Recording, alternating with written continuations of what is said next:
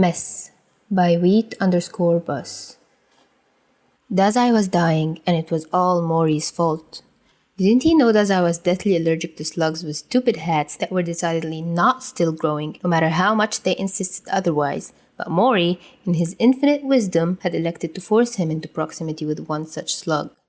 Thinking about it, Mori probably wanted Dazai to admit defeat, wanted him to whine about having to live with Chuya, and that was the sole reason he was going to stay, even as his allergy slowly and painfully took his life.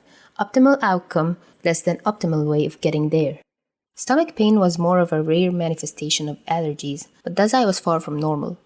To be just his luck that instead of his throat swelling up and killing him in minutes, he was forced to just lay in his bed while his stomach tried its hardest to tear through the skin of his abdomen and waltz away. Curling up into a ball feels like it'll help with the pain, but ends up dislodging his blanket, his very nice, very expensive blanket. Duvet. A stupidly familiar voice offers up in his head. Dazai would make a smart remark, but he's mad at the voice already, and as such he doesn't deserve to hear his genius come back. He hadn't even wanted a duvet, but the hat rack who Dazai is decidedly not thinking about had been insistent. In any event, the movement exposes his legs to the freezing air of his bedroom, and Dazai watches as the skin instantly starts to form little bumps. The natural reaction would be fascinating, if he weren't trembling too much to focus on much else. This wouldn't have happened if he just had a thin blanket. He'd be cold, but it would be the same level of cold the entire time, instead of tricking him into thinking he was warm. Despite all the evidence pointing to him being on the verge of a frostbite, his body didn't appear to be with the program. There was sweat pooling in the small of his back and under the bandages of his arms and neck. Sweat was the worst enemy of his bandages, and the growing discomfort made itself known in the clench of his jaw, or rather, the attempt. The moment his teeth touched, they started chattering, far too loud in his otherwise silent room. It was a feeling so unpleasant that Dazai began to weigh the practicality of getting up with the sole purpose of setting the apartment on fire. It would solve most of his problems. But any amount of movement just exposed more skin to the frigid air. And so Dazai tabled that thought for another time. Logically, he knew that he could just readjust the blanket, but that would require removing his hands from where they were lodged under his arms. Once his hands got cold, no amount of body heat would be able to warm them back up. Thus that plan was apt too. The logical part of his brain was starting to fog up, as were his eyes. Tears of pure frustration were beating at the corners, and it made his eyes sting with pain. Letting out a hitched breath, Dazai brought one of his hands up to wipe furiously at his eyelids. It only took a moment for him to realize his mistake. His breath only came faster as the trembling spread to his fingers, now raising both hands to grip at the roots of his hair. The pain helped somewhat in grounding him, but overall it just made him feel worse. He couldn't handle a stomachache without hurting himself? Pathetic, if Mori could see him. Dazai shivered, wholly unrelated to the cold. It was for the best that Mori wasn't there. Twisting his head into his pillow, Dazai bit down as hard as he could. At the very least, it put a stop to that dreadful clacking noise his teeth had been making, and it provided a way for him to let out the sounds that had been crawling up his throat. It was a win-win. When his neck started to twinge with pain from the position, Dazai just rotated his entire body. It was a long, grueling process. One limb at a time, he dragged himself into place. The new position had his knees digging into his stomach, resembling a very low bow. He couldn't decide if the knees pressed into his stomach was bringing him relief or more discomfort, but it had taken so much effort to get himself situated that the mere idea of moving again made him want to cry. All but stuck in that position, Dazai's thoughts just floated. His stomach was making nauseating, rumbling noises, and there was too much fog in his mind to do anything but breathe heavily into his pillow, still clenched between his teeth. He was so out of it, he didn't notice another presence until it was in the bed with him, lightly pushing at his side. Vaguely, Dazai is able to make out the words being spoken at him. "Oi, Mackerel, the fuck are you doing curled up like that?" It was Chuya, he was sure of it. He was supposed to be mad at Chuya. This was all Chuya's fault. Why was this all Chuya's fault? He couldn't really remember. But the brief moment of contact was so warm through his thin shirt. Dazai uncurled, slowly pushing himself into sitting position. He was still staring forward, eyes fixated on the headboard. Sitting up had fully dislodged his blanket, and the shivering that he'd mostly ignored was picking back up, this time with vengeance. But he wasn't curled up anymore, which meant Chuya's question no longer applied, and he was free to not answer. As it turned out, he didn't need to say anything. Chuya wasn't an idiot, and Dazai knew he was trembling like some sort of scared dog in a rich lady's purse. It was a horrifying comparison. Chuya is the dog, not him. Dazai was shaking like something that's not a dog that shakes a lot. Somewhere to his side, Chuya sighs and his weight disappears from the bed. Which is a good thing, really, as I didn't want him or his warmth there anyway. He definitely didn't want some slimy slug to cuddle with, or to brush hands through his hair, or to help him change his bandages. Dazai doesn't know how much time passes before the weight returns, but when it does, it comes with a warm pile of fabric being deposited on his lap. Dazai just stares down at it, no words leaving his open mouth. Trembling hands came down slowly on top of it, and the warmth suffused them near instantly. Without a moment's hesitation, Dazai buried his hand into the pile, bringing it up to his face and breathing out in pure relief. When other hands come to take his relief away, Dazai doesn't know whether to start biting or lay down and cry. Was Chuya really so genuinely cruel? But instead, he's being maneuvered, his arms to be precise. It takes an embarrassingly long time to figure out that the fabric is a hoodie, and Chuya was helping put it on. Once he does, Dazai lets his entire body go limp. Chuya had him. He would be fine.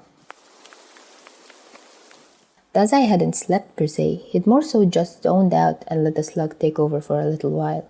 In any event, by the time he's fully aware of his surroundings again, Chuya had maneuvered them so while he was up against the headboard, Dazai was lying down fully next to him. He could pinpoint Chuya's hand in his hair as the culprit for him being out for so long. With more effort than he cared to admit, Dazai dragged himself upright, determined to show that he was fine enough now that he no longer needed to be babied. It took one painful clench of his stomach for that plan to crumble around him. All but melting into Chuya's side, Dazai gripped his elbow, desperate for the warmth the other boy seemed to be radiating. He snuck his free hand under Chuya's and almost pulled away in shock when the fingers were threaded together almost instantly. Chuya wasn't looking at him, but what little of his face Dazai could see showed no signs of discomfort.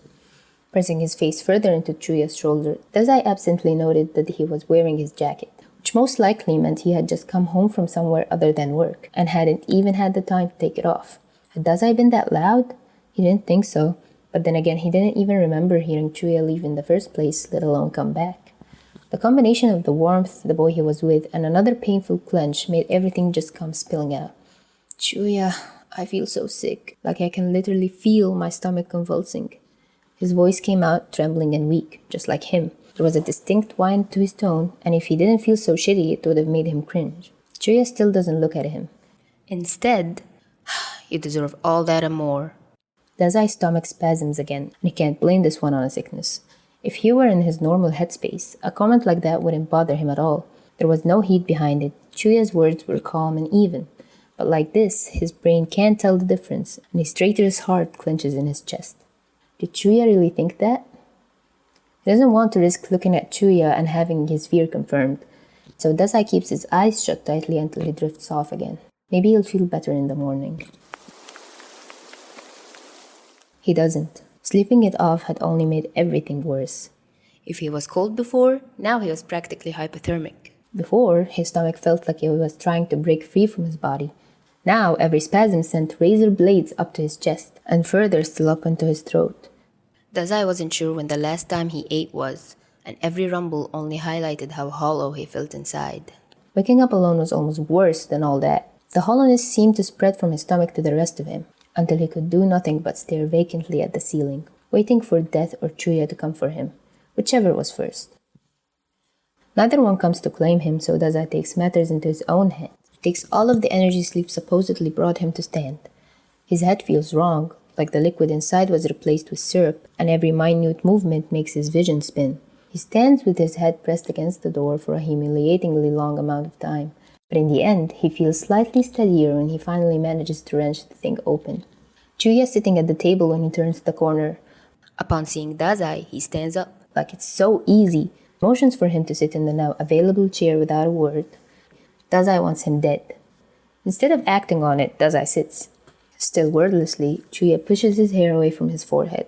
Dazai can't help trying to press into the touch, but the hand is retreating before he can.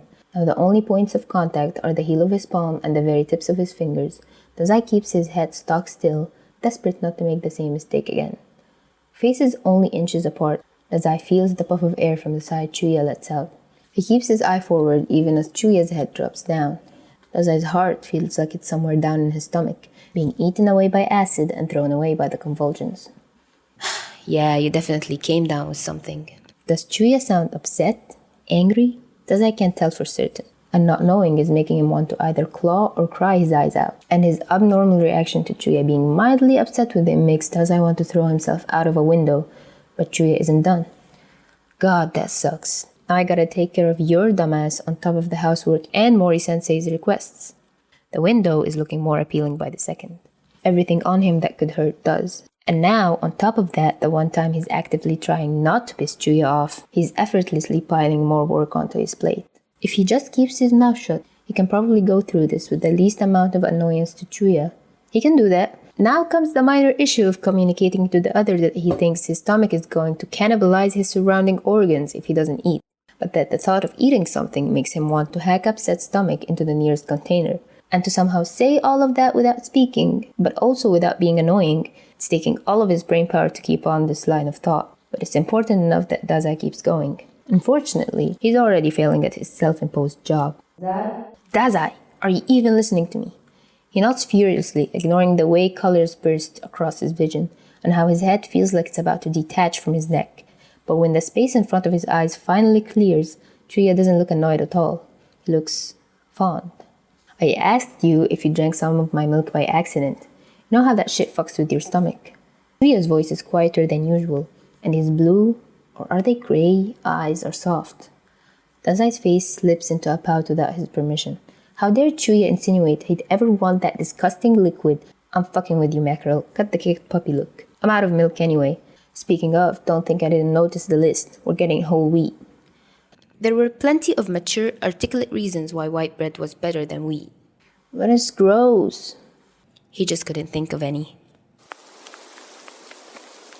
Dragging Dazai from his chair into the kitchen had to be in the top 3 on the list of the worst things Chuya has ever done to him.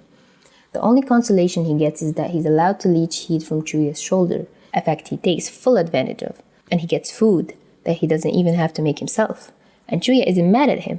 And he gets to use Chuya as a human crutch. Maybe there are a few things that made it worth it. Whatever. Not like he'd ever tell Chuya that.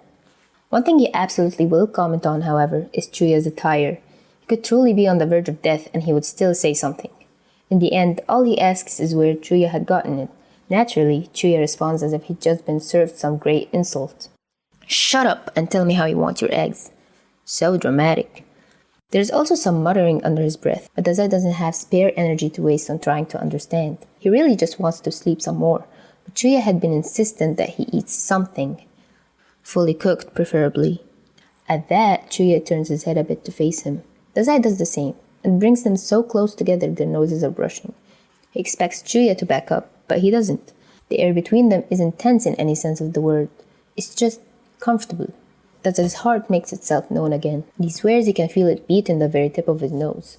Chuya turns back to his task with a shake of his head. Weirdo, you'll get what I give you. Chuya's voice is almost playfully fond, and it gives Dazai a moment of pause before offense hits. He pulls away fully. 'Cause I don't want to eat raw egg? Chuya, I'll have you know that consuming uncooked egg can cause salmonella, which... Chuya attempts to interrupt him with an expletive and the claim that he doesn't care, but Dazai will not be stopped.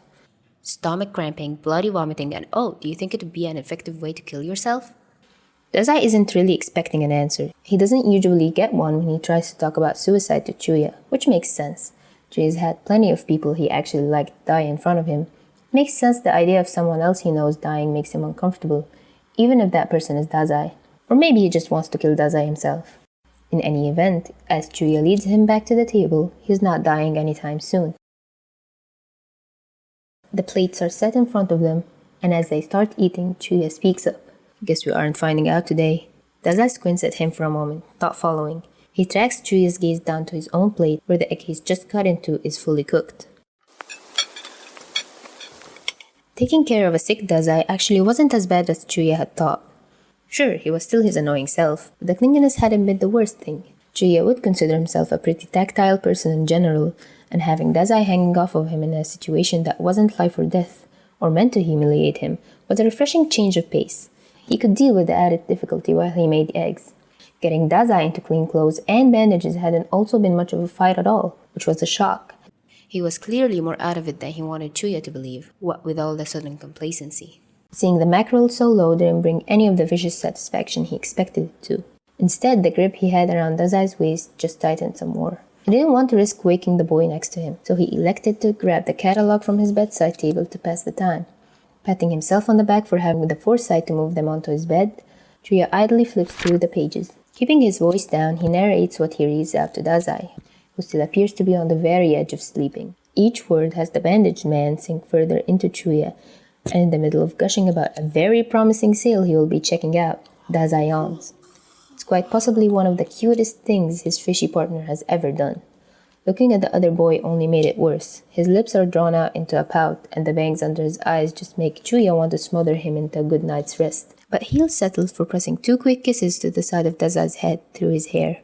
Turning back to his catalog with a smile, Chuya lets his head press against Dazai's a bit more. This one was so fun to read, like even the narration parts. Dazai's part in the beginning was so fun. I did enjoy this one a ton. This might be the longest one I've read so far. Yeah, I think, 3,000 words. This is the longest I've gotten. Thank you so much, Wheat_bus, for letting me podfic this. Also, big thanks to lotus-pear for letting me use their art in the thumbnail. The credits to the comic is in the description. Check it out because it's seriously so pretty. Thank you for listening.